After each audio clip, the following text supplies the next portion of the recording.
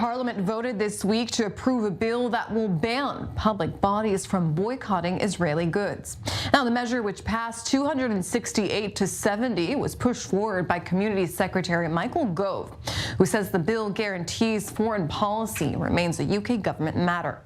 The bill will fine public bodies which initiate economic boycotts against Israel or other countries that aren't in line with the government's position. After all, the UK and Israel share very strong ties.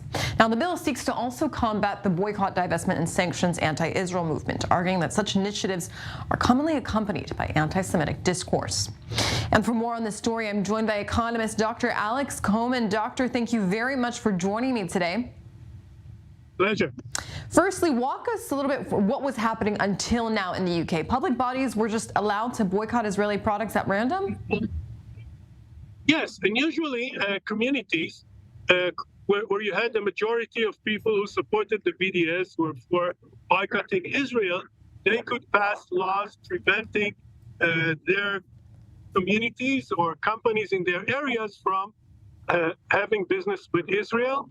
They could actually, this has happened also outside of Britain, where they would have, for instance, bodies that invest money for employees, like unions investing money. They could prevent them from investing money in Israel.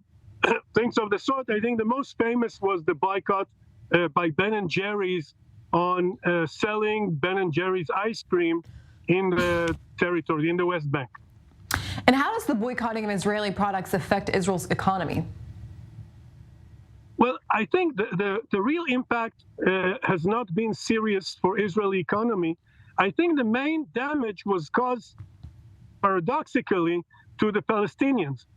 One incident where I happened to be there just at the time was SodaStream, which is an Israeli company that manufactures soda machines, and they were manufacturing them in the West Bank, employing something like 400 employees in the assembly line, packaging, etc. The BDS was very effective in Scandinavia in particular, and many chains in Scandinavia boycotted the product. So there was no alternative. They had to shut down, and they moved it near Beersheba in Israel. The impact was that between 300 and 400 families were left unemployed. Unemployment in the West Bank is very high. We're talking about 40% for women, 20% for men. If you think about unemployment within Israel, it's 4%. So it's 10 times higher if you look at women. So employment is something which is very precious, particularly in this area.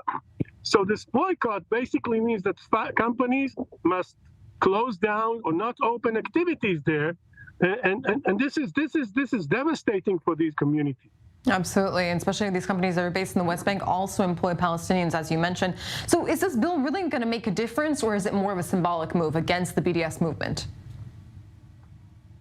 Well, the symbolic impact, I think, is significant in the sense that usually when you look at the support is really, I mean, there's often a discussion whether anti-Zionism and anti-Semitism are the same, and I think it's quite difficult to separate the two.